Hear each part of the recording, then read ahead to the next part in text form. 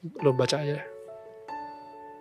Sekalipun ayahku dan ibuku meninggalkan aku, namun Tuhan menyambut aku. I am a firm believer that itu Yesus. Tuhan sendiri yang ingin menjadi ayahnya Caca. Oh, Lo baca aja.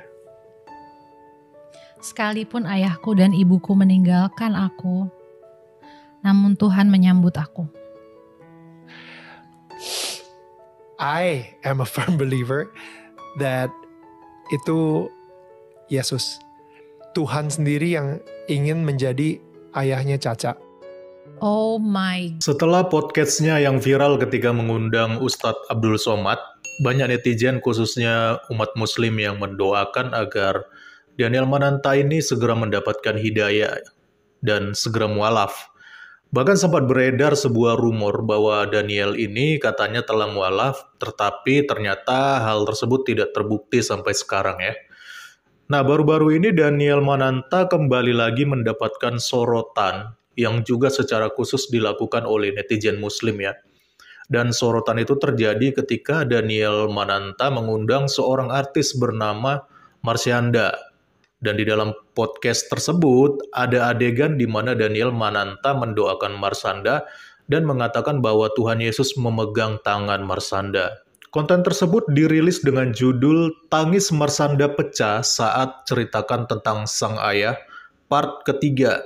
Jadi di dalam podcast ini, Marsyanda itu curhat bagaimana dia menceritakan pengalaman-pengalaman yang tidak menyenangkan dalam kehidupannya. Bahkan dia juga merindukan sosok ayahnya dan kemudian terjadilah adegan seperti di dalam video ini. Tolong dong kasih tahu Caca si ayat ini yang dari Alkitab nih, dari Mazmur 27:10. Lo baca aja. Sekalipun ayahku dan ibuku meninggalkan aku, namun Tuhan menyambut aku. Gue gak pernah ngerasa ditinggalkan oleh Tuhan. Even though seberat apapun gitu yang gue alamin. Kan di situ kan dibilang Tuhan menyambut aku gitu kan. I feel like ada beberapa orang yang berpikir bahwa untuk kita disambut oleh Tuhan atau merasa dekat dengan Tuhan tuh takes effort. Ada yang beberapa yang ada yang mikir berpendapat seperti gitu. itu, ya. Kalau gue, I'm a firm believer bahwa untuk bersebelahan digenggam sama Tuhan itu enggak, it's effortless. Oke. Selama lu di waiting room itu, yes, God has been holding your hand so much. And I am a firm believer that itu Yesus. Now, what I'm saying is, di sini, ketika pintu itu dibuka, Tuhan yang menyambut lo, gitu. Mulai dari hari ini, God is saying to you, I want to be your father. Okay? Tuhan sendiri yang ingin menjadi ayahnya Caca. Oh my God. Kita doa sama-sama ya? Ya. Oke. Ca, ikutin gue ya. Tuhan. Jika orang yang menonton konten ini dengan pikiran positif dan juga toleransi, sepertinya tidak ada yang salah. Karena menghibur dan menguatkan orang lain serta mendoakannya menurut kepercayaan yang diyakini oleh seseorang adalah hal yang lumrah. Apalagi Marsyanda sendiri tidak keberatan, bahkan dia merasa lega setelah banyak menceritakan kisahnya di dalam podcast ini bersama Daniel Mananta. Tapi yang mengherankan adalah banyak yang kepanasan dan menganggap ada misi terselubung di dalam podcast Daniel Mananta ini. Bahkan Daniel dianggap telah melakukan kristenisasi secara terselubung kepada narasumbernya yaitu Marsyanda. Dan setidaknya itu yang terlihat di dalam komentar-komentar berikut ini. Daniel kayak berkhotbah untuk Caca. Caca itu imannya kuat. Ada udang di balik batu padahal ilmu Islam Caca kuat. Gak bakal ngaruh, waduh. Inilah ya, memang tetangga kita ini dikit-dikit bawaannya curiga terus lo ya. Padahal ini Marsyanda ini atau yang dipanggil Caca ini juga kan sudah dewasa ya. Dia bukan lagi anak kecil. Dan kita tahu memang mereka berdua mempunyai latar belakang agama yang berbeda. Caca Islam dan Daniel Mananta itu seorang Kristen, Katolik ya. Tapi kan nggak masalah kalau mereka saling sharing, ya, saling menguatkan, apalagi saling mendoakan. Dan netizennya kan bilang itu, Caca itu ilmu Islamnya kuat, gak bakal ngaruh. Ya udah, jadi kenapa Anda yang repot, Anda yang kepanasan? Kalau Caca ilmu Islamnya kuat, ya berarti nggak ada masalah dong. Kalau memang dia nggak bakal terpengaruh. Kenapa Anda harus takut? Hati-hati, kuatkan iman kita semua, ada sesuatu di obrolan tetangga kita. Ini adalah salah satu ciri netizen yang cenderung merasa curiga ya. Bahkan dia membentengi dirinya dengan selalu mengatasnamakan hati-hati atau waspada. Dan biasanya justru orang-orang yang seperti ini tuh yang imannya nggak kuat. Ya, kenapa? Karena kalau orang yang merasa imannya kuat, dia nggak akan terganggu, atau dia nggak akan terpengaruh dengan omongan orang lain, atau dengan ajaran-ajaran orang lain. Dan dia akan menganggap itu sebagai bentuk daripada toleransi. Bukan justru dia merasa terganggu dengan semua hal itu. Bukan kayak podcast jadinya, malah misi terselubung. Nah ini juga salah satu netizen yang bawaannya curiga melulu ya. Si Daniel lagi cari member lain untuk join.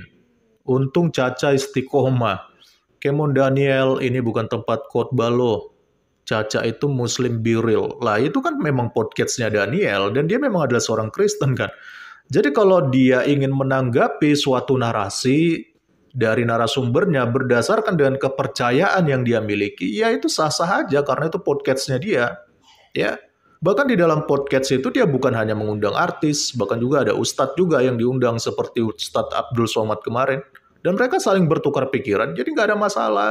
Kenapa Anda yang merasa terganggu? Kayaknya misi Daniel gagal deh, mengganti Tuhannya Marsanda dengan Yesus. Ya Allah, kuatkan iman Marsanda, amin. Aduh, saya malas nanggapi komentar yang begini ya. Misi terselubung, hati-hati bagi yang lemah iman. Permutatankah? Nah ini lagi ya. Sekali lagi ya saya katakan ya, kita ini jangan anti lah terhadap sesuatu hal-hal yang baru gitu loh. Nggak ada salahnya kita banyak belajar terlebih dahulu, bahkan bila perlu dikomparasikan dengan apa yang kita yakini. Siapa tahu kan, ternyata yang kita yakini selama ini salah. Jadi orang berpikir tetap dianggap positif dan dapat imbalan berpikir. Salah benar dapat imbalan. Tetapi yang berdosa adalah yang tidak berpikir. Jadi ketika kita mengkritisi agama kita, kitab-kitab ini, itu nggak usah takut murtad, ngapain? Jujur saya melihat semua komentar ini, saya kadang merasa heran dengan para netizen ini ya. Padahal semua orang juga tahu bahwa Marsanda itu beragama Islam dan Daniel beragama Kristen. Jadi apa salahnya jika Daniel menanggapi curhatan Marsanda berdasarkan keyakinannya sebagai seorang Kristen? Justru kalau Daniel menanggapi obrolan dengan Marsanda itu dari perspektif Islam, nah itu justru aneh, karena Daniel bukanlah seorang Islam. Marsanda sendiri pun tidak mempermasalahkan akan hal ini. Tapi anehnya justru netizen sendiri yang kepanasan, bahkan menganggap bahwa Daniel telah melakukan misi terselubung untuk mengkristenkan Marsanda. Aduh, gini amat ya jadi umat, sedikit-dikit bawaannya curiga melulu. Kemarin-kemarin waktu Abdul Somad yang diundang, semua pada muji Daniel dan mendoakan supaya semoga cepat mualaf. Sekarang giliran begini, malah dihujat dan dicurigai. Dikirain Indonesia ini cuma ada agama Islam aja kali ya. Lagian Marsanda itu kan sudah dewasa dan bisa berpikir dengan baik lah. Dia bukan anak kecil lagi.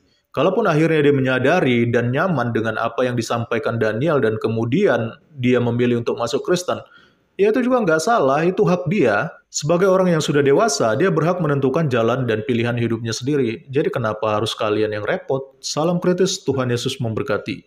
Salam. Itu nggak usah takut video Daniel. Nah itulah teman-teman, kita sudah mendengarkan dan kita sudah menyaksikan bersama-sama bagaimana cerita yang luar biasa dari saudara kita Daniel dan Caca. Bagaimana Daniel ini menurut saya cukup berani dan saya bangga melihat apa yang sudah dilakukan oleh Daniel ini, seorang artis, dan dia melayani si Caca dengan penuh hikmat dari Tuhan, dan bagaimana dia menyuruh baca firman Tuhan yang luar biasa, berkata, sekalipun ayah dan ibuku meninggalkan aku, tetapi Tuhan tetap menyambut aku, dan itu memang firman Tuhan.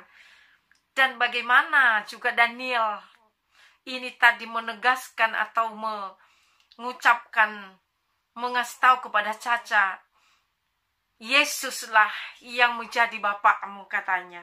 Dan itu sungguh luar biasa ya. Itu sungguh adalah kebenaran Tuhan. Luar biasa Daniel dipakai Tuhan ya. Sekalipun beberapa bulan yang lalu Daniel ini sempat dihebohkan ya. Bagaimana dia bertemu dengan Ustadz Somad, dan bukan sedikit umat muslim yang berdoa untuk Daniel supaya Daniel mendapat hidayah.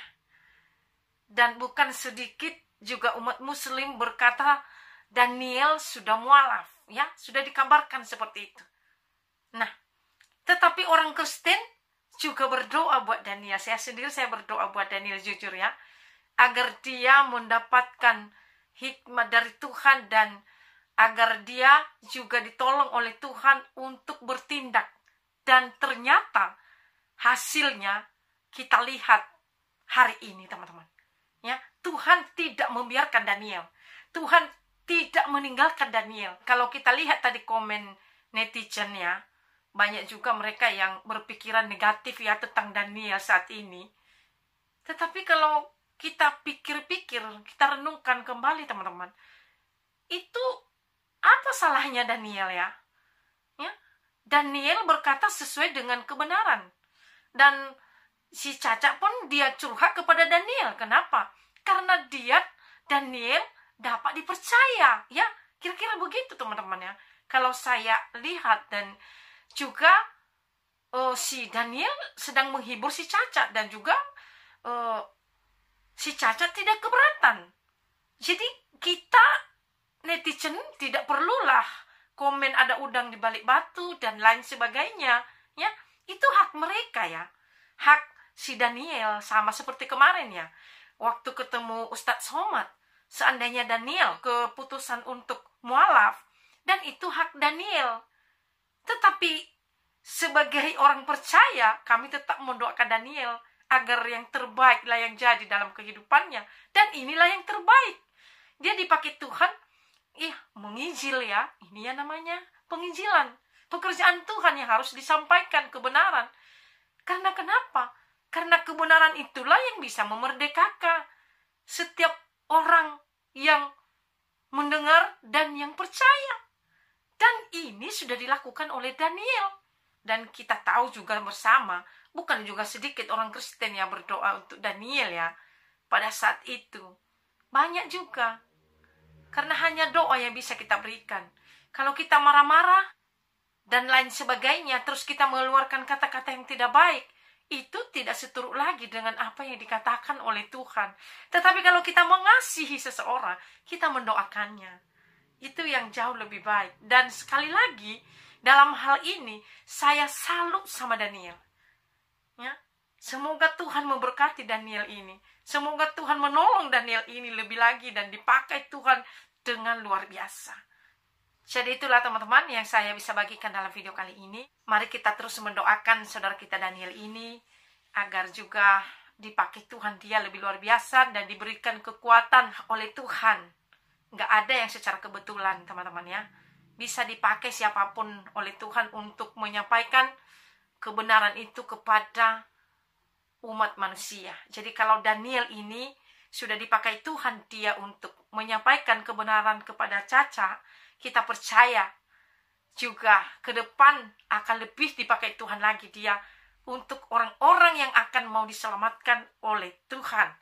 Jadi itulah dulu yang saya bisa sampaikan teman-teman dalam video kali ini. Tuhan Yesus memberkati kita. Shalom buat semuanya.